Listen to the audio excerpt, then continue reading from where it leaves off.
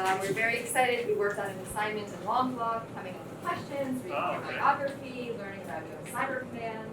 The gentlemen have come up with a list of questions for you, but whatever works for you. If you wanted to do an intro, if you wanted to jump into questions, you were in charge. Okay, I can. Okay, great. Thank you. No problem. All right, so I'll do like 2-minute quick intro and then questions. Because I think that'll go.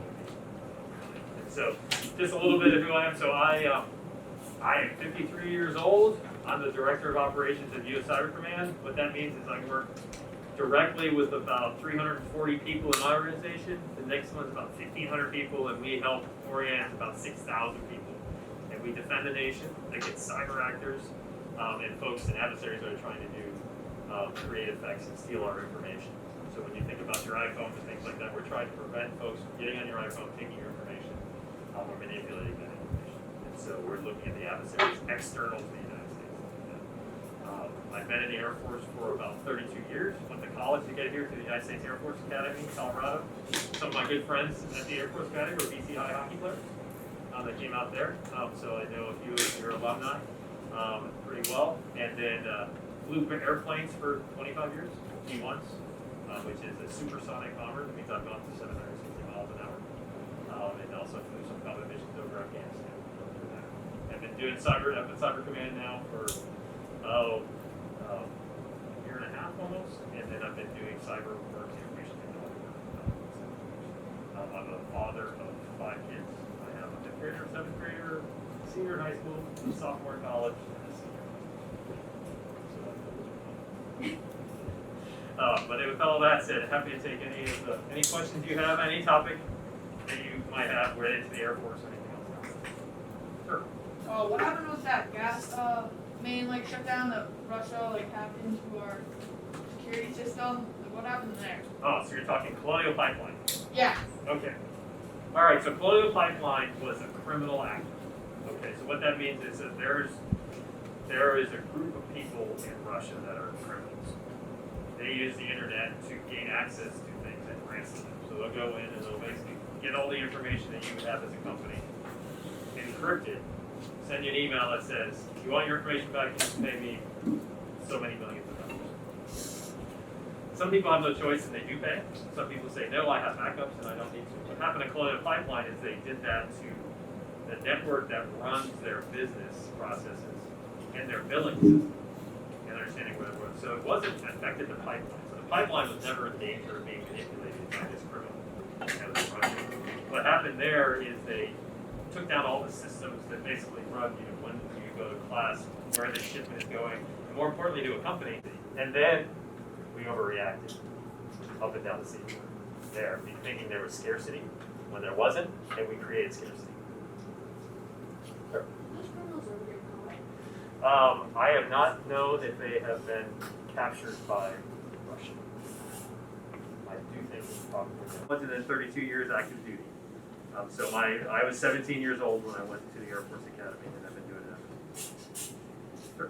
With the cyber system and everything, how come there's different branches of the military forms of cyber? Right. So the way the Cyber Command was grown out of is that we wanted perspectives from all the other services in Cyber Command and working together on this. The way we're organized in the department is we'll have an Air Force. They're focused on airplanes in the air domain.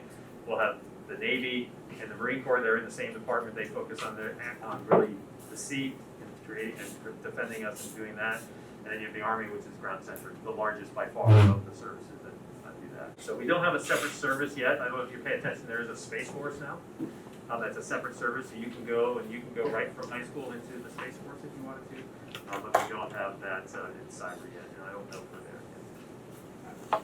Over here, no, go back here. What badge/star is your favorite?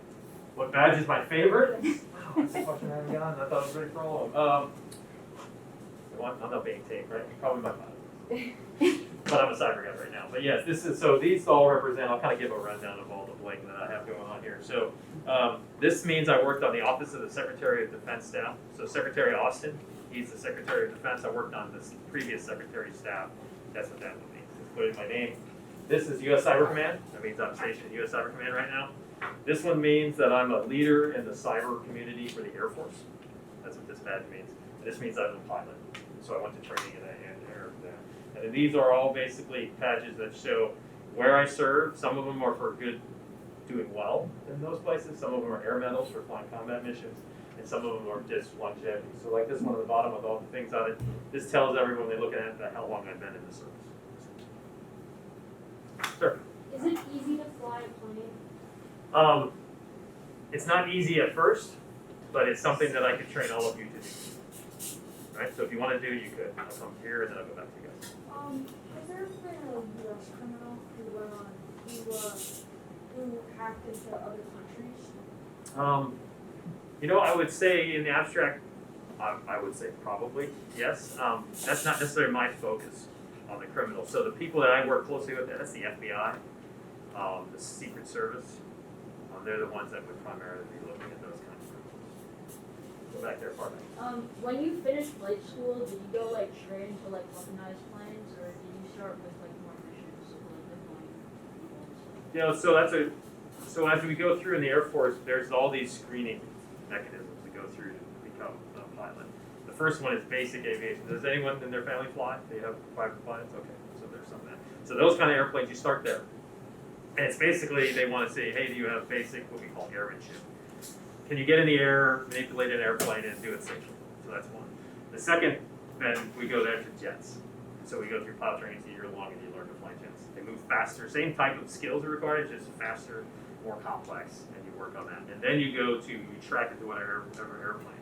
For me, that was B1s, and I went straight from that to that phase. So it's basically about 6 months here at the basic level, a year in undergraduate pilot training, another about 9 months doing specialized training, and then more training when I get to my aircraft in my squadron, and then I fly that airplane. Other paths go on that path. You can transition from major platforms to major airplanes to others, but it doesn't happen then because, as you see, there's a lot of training involved. We spend a lot of time practicing so we can do it safely. How much time did you spend in Afghanistan? Afghanistan, on the ground in Afghanistan, probably sum total of a couple of weeks. We had an airplane that got an engine fire. I had to go in and do an investigation of what caused that. I had to go do some stuff in Kabul where I did some coordination when I was a colonel.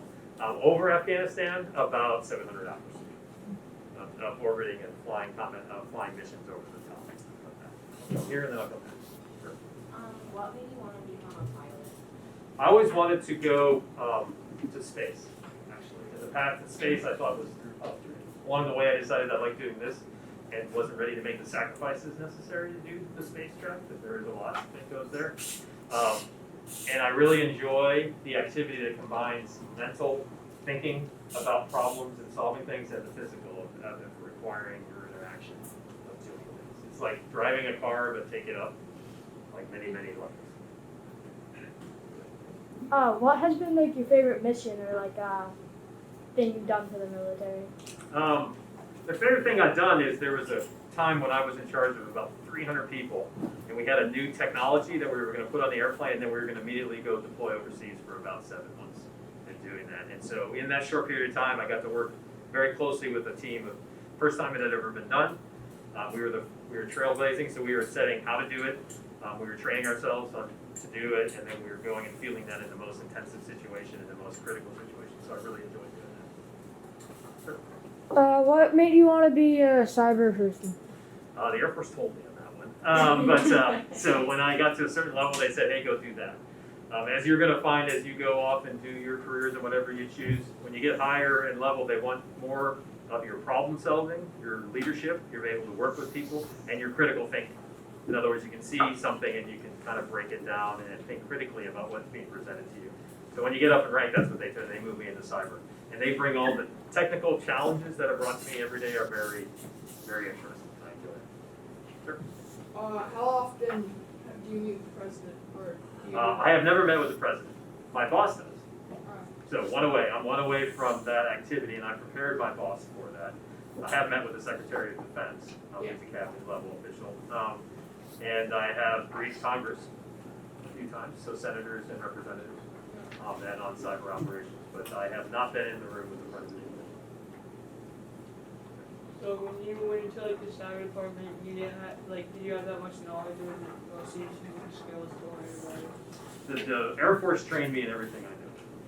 I came out of high school with a good education, I was a good student, but it was a high school education. So the Air Force has trained me and provided that opportunity. And that's one of the things that, you know, those opportunities, we do training.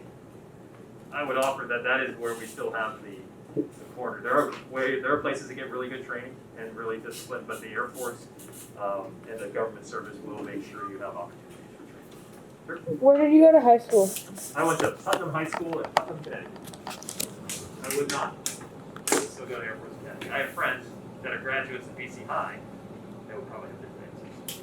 But they journey with I think given the opportunities and what was presented to me coming out of high school, I would do the same. What was like your most important badge that you earned? Most important message. Well, I can't come back to my points again.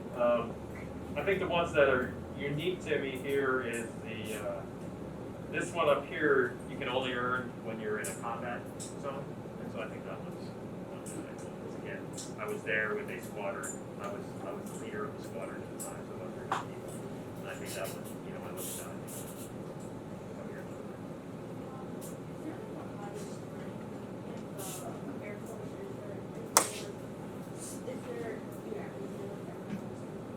There's a 4-star general, so I'm a 2-star general. There's a 4-star general. There in the Air Force, there's about 12 of them, and then the senior person is called Chief of Staff Air Force. And so I've worked directly for that person. There are about 12 of them. There's about 40-ish 3-stars, and there's about 80 2-stars. And when I said it's going here and then there. What was like your first combat role? Like as soon as like you were out of training, what was like your first situation thrown in combat?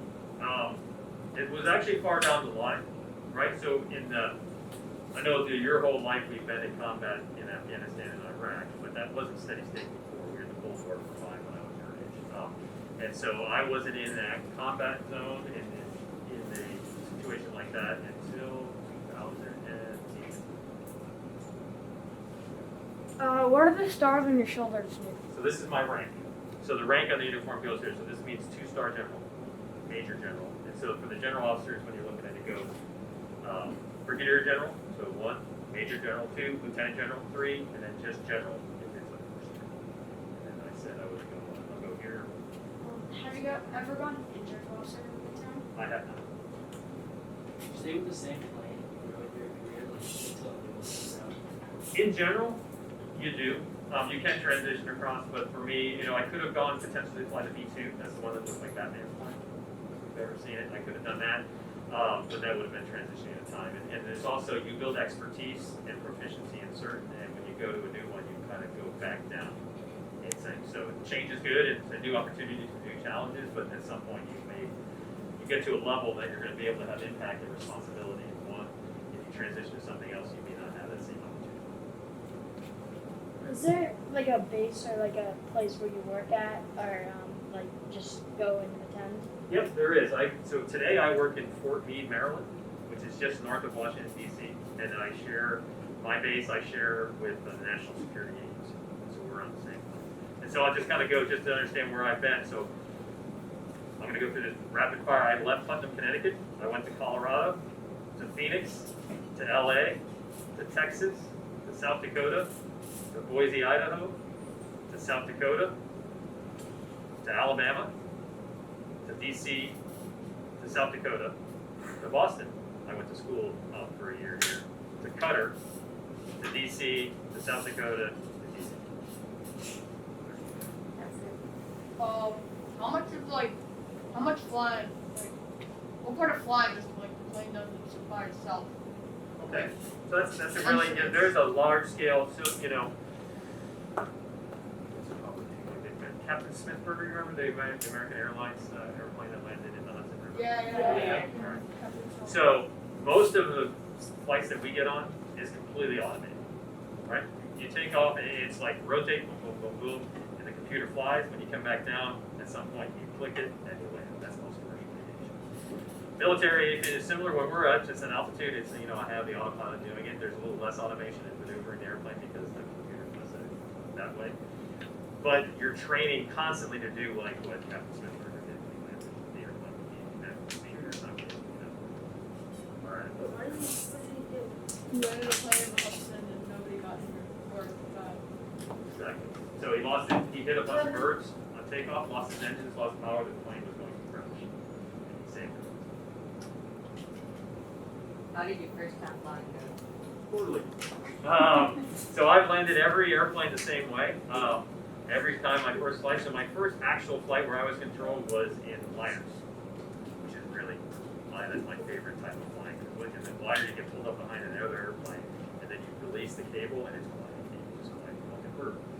Well, you got to come back down and land. Landing is the most difficult thing to do because you're coming out of speed and you've got to time, you've got to rest your airplane to line it with the ground.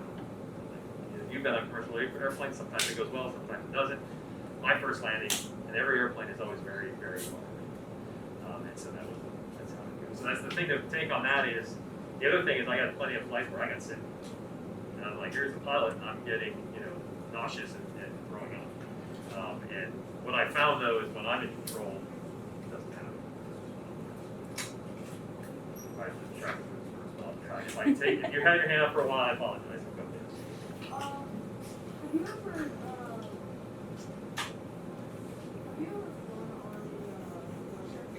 on Off a carrier or something like that? No, I have not. I have friends that have.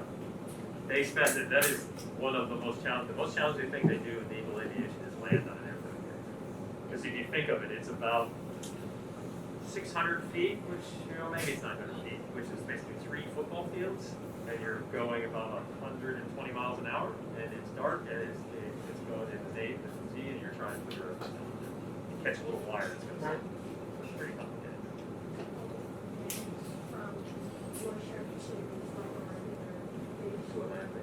It's a different, in general it's the same, the final portion is different.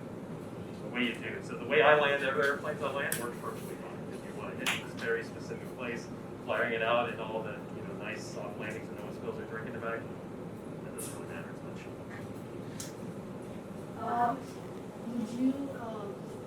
do you plan on staying with this cybersecurity? I think so. So the military, at a certain point, because we are a meritocracy and in general there's an up or out concept, there are challenges to that. What that means is if I don't get promoted at a certain time, I can only serve so long. I'm reaching that point, so at this, I will probably take on further jobs in cyber. At some point, though, there's less opportunity. There's plenty of highly qualified people, and so there might just not be room for me, and then I'll retire and go do a job somewhere. How many hours of flight time do you have? I have about 3,300, I think, 3,400-ish, almost 3,000 in a week. I think my grandfather was at some He does, cool. What did he fly?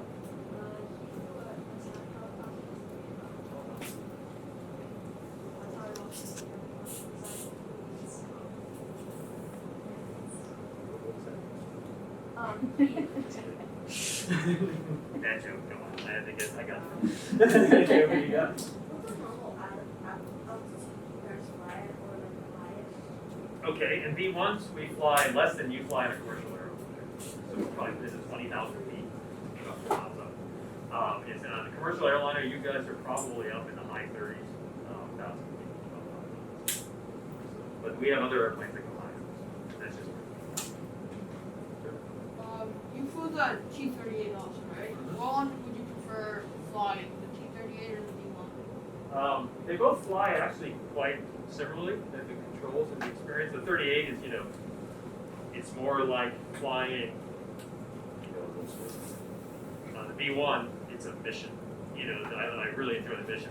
If you said, hey, you can go fly one thing tomorrow, I'll take the B1. Just because of my connection to it. But as far as the fun factor, the T-38 is more fun. What was your favorite place that you were stationed? I like Rapid City, South Dakota. If it had an ocean, we think about retiring there. We're, my wife and I are both from New England, so we like the ocean. But Rapid City, South Dakota is Have you ever done any cool maneuvers to avoid, have you ever done barrel or? Yeah, so in the 38 I have, but not to avoid something. In the 38, at the loops, they can do the loops. Like and a then- Yep, all the way up, then you're pointing down at the ground, and then you bring it back around. You pull G's, you guys are familiar with that? So what G's are, you get heavier and heavier and heavier, you feel it. And I had a flight in an F-15 over Europe when I was in college that when you pull a lot of G's, all the blood rushes out of your head and your brain, and then you get what's called the tunnel, and it gets black and it goes out like that. So I was in an F-15, we pulled 8.2 G's, so that means I weighed 8 times my normal body weight, which is almost 1,000 pounds at that point. And so I had to physically fight the muscles here to push the blood back up to my brain. In a B-1, you don't pull that many G's. You pull at most 2.5. And in a normal airplane, when you go into a 45-degree bank turn, which you'll sometimes do, that's 1.5 G's. So you'll be 1.5 your body weight in a commercial airplane.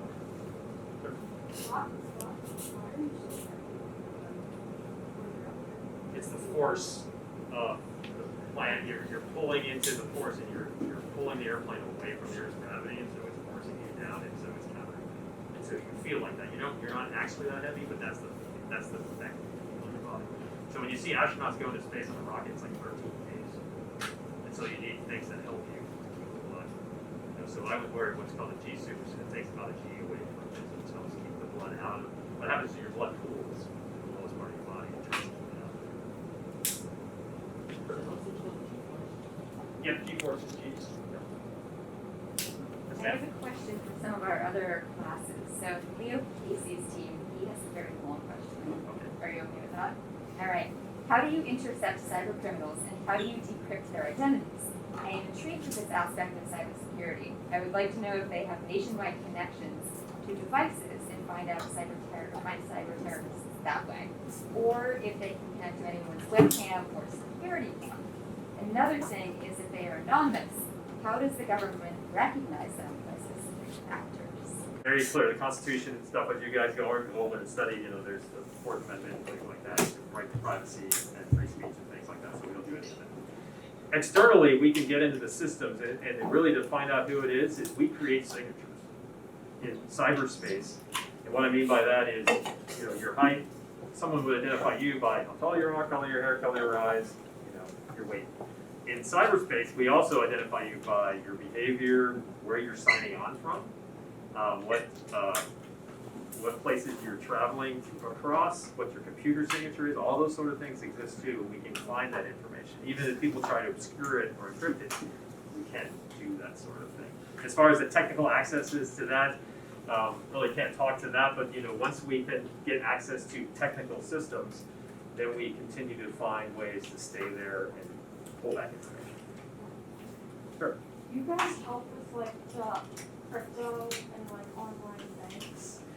So Cyber Command I built, the National Security Agency is the lead for the nation for encryption technology, and they do that. There are more PhD level mathematicians that work at NSA than anywhere else in the government, and they help with that encryption, that standard.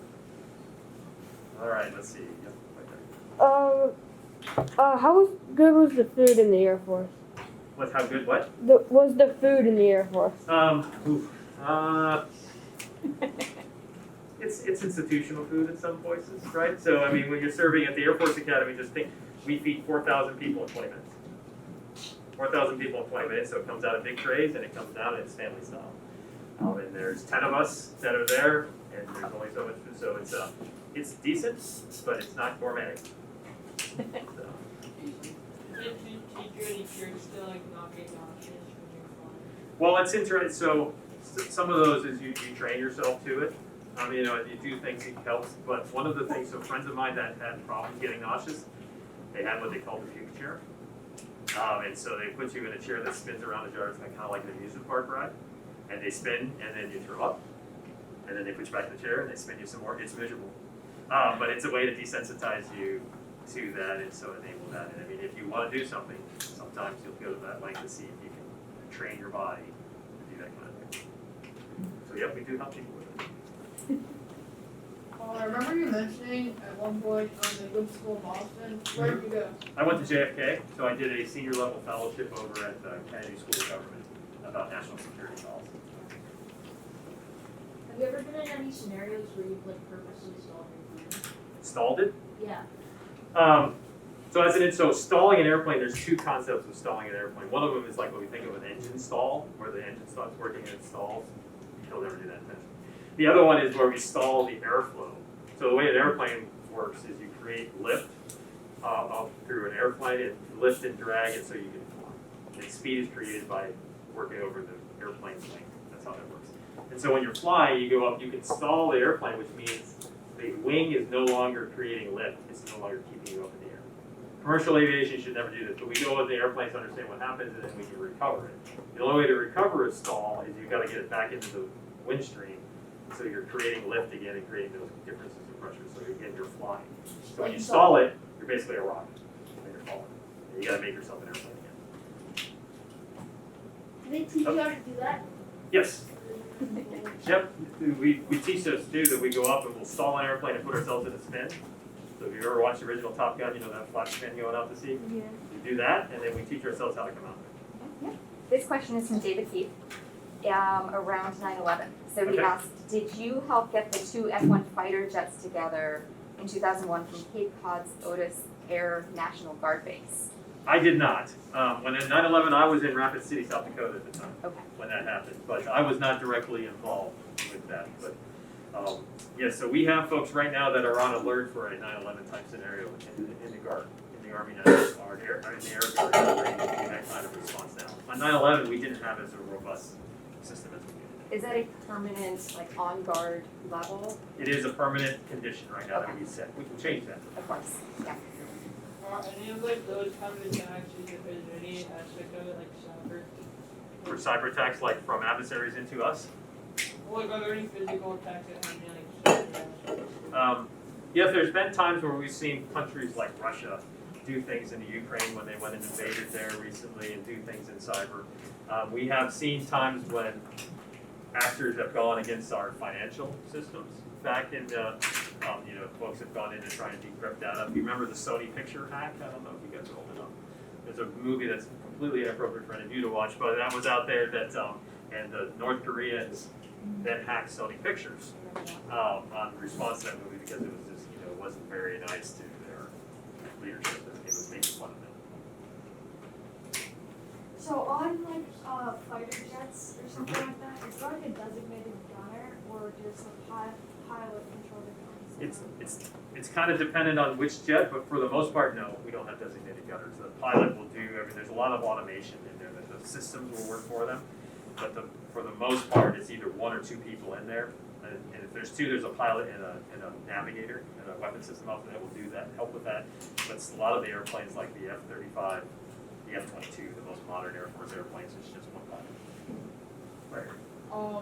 Has there been any like cyber like attacks attempted, but they never like got through or like hit the press? Every day, there are folks that are trying to penetrate, and we stop them at our boundary of folks trying to come into our systems. So like a really big one that could have like a nationwide effect? If there was, I could tell you that this time right now. Or But else enough to tell you. no, I wouldn't do that. But he wouldn't get in trouble. I would. What do you got?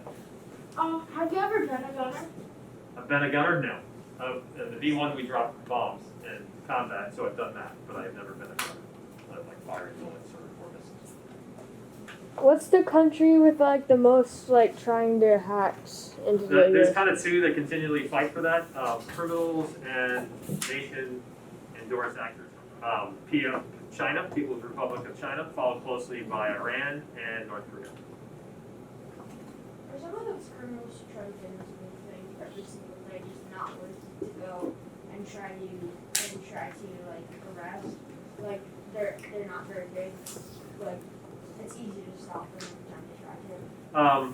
Some folks are thwarted, but I would say if anyone that attacks a U.S. citizen and steals our things, the FBI and privacy there, and yes, they may be overseas, but the FBI tries to work with their other law enforcement people that live overseas. Where this becomes really hard is places like Russia, where we don't have that type of relationship. So right now, for all the ransomware you read in the press, for most of it, that means there are criminals in Russia that have safe harbor. They're not necessarily endorsed by Russia, but they're not doing anything, or they're not doing enough to stop them. Is all of the cyber defense, military, or any of it, is any of it like law enforcement? There's a lot of law enforcement. So anything domestically in the United States is going to be FBI, some Navy Secret Service, through Treasury, and the Department of Homeland Security. We are, the National Security Agency, so Cyber Command, we are the focus outside the United States. Does the U.S. government like hack into other countries to do that sort of thing, or in self-defense? I wouldn't say hack, but we go and look to prevent people from coming in and doing things, and we're always preparing should someone attack us that we're ready to respond. When you have like cases like this, someone trying to hack into someone within the U.S., you talk to the FBI, or is it sort of like just like ground like house rules, like inside America, that's your guys, and outside? Yeah, we always talk to the FBI. So for example, if I see something or one of our teams sees something, we'll trade that with the FBI and make sure the FBI is aware of what they can do. Because the biggest thing to do in any government organ is making sure that you have the authority to do what you're going to do, whether Congress gave it to you or it was delegated to you from the president. So in the Department of Defense, most of the things that I can do come because the president has delegated that down to me or our teams. Or Congress has authorized a law for a lot of stuff for FBI and everything else that they are allowed to enforce. Have you ever in war, killed somebody or like? I don't. I'm not big on body counts and things like that, but I have been involved in combat operations over, and there were Americans on the ground that I was supporting.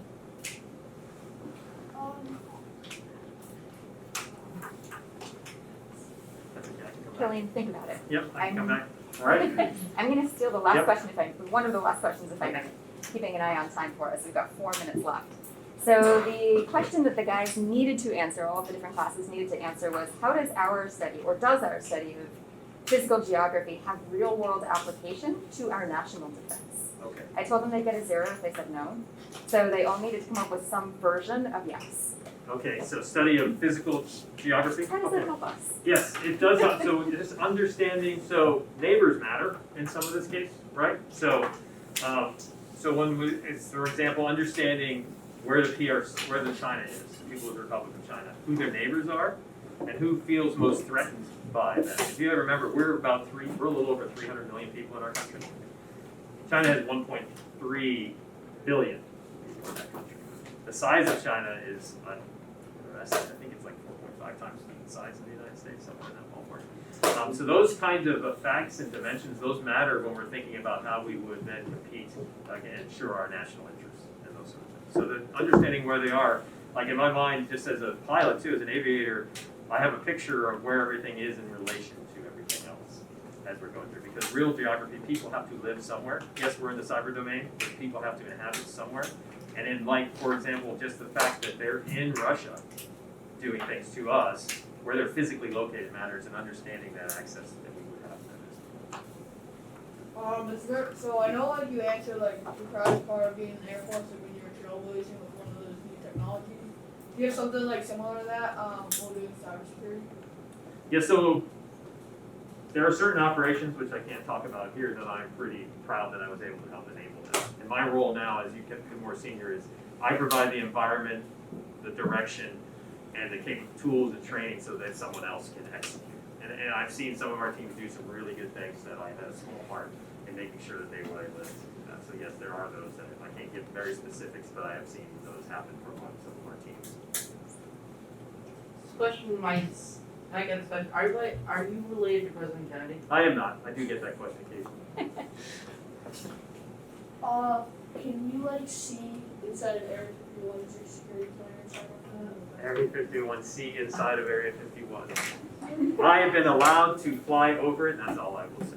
Have you seen aliens? I have seen no aliens. Do you know You get that question a lot? Do you know I know. who killed JFK? What's that? Do you know who killed JFK? I do not. Lee Harvey Oswald, actually, that's what I know what you know. What's the most time you spent in an airplane without landing? 22.1 hours. Wow. Do you get hungry? You bring food. Did the gas? How did the gas? We have air refueling. So did I talk to air refueling? No. Oh, okay. Oh, so we can fuel in the air. So there'll be what looks like a commercial airliner up here. They'll put a pipe out the back, and then I will fly in contact like this with about 15 to 20 feet, and they'll pump gas into my airplane. You may have seen it in I've seen movies. that. Yeah. I've seen it on Instagram. So you do that for about Yes. 20 minutes, and you're doing this and that, and so it's a highly challenging thing. Can you also do that on like a ship? Like if there's much gas on the ship that would power They'd have to land and do that. That's what the Navy does. They land on a ship and give them gas. Like back there. Is there like anybody in the U.S. Doing cyber attacks like on On us? Yeah, I mean, there are criminals and organizations that leverage our infrastructure physically located here. I mean, I'm sure in the abstract there are. Again, that's not necessarily my domain. That's where the FBI would come in since they're inside the United States. I know I keep coming back to that, but that's a really important nuance because oversight of government agencies is extremely important to our democracy, and that's why we set these things up. And so they have specific oversight. I feel one more Alright. technology. One more? Maybe one more, I don't want you to be late. Okay. It's up to you, how much All right. wiggle room do you One want? of the right to the bell is fine. Okay,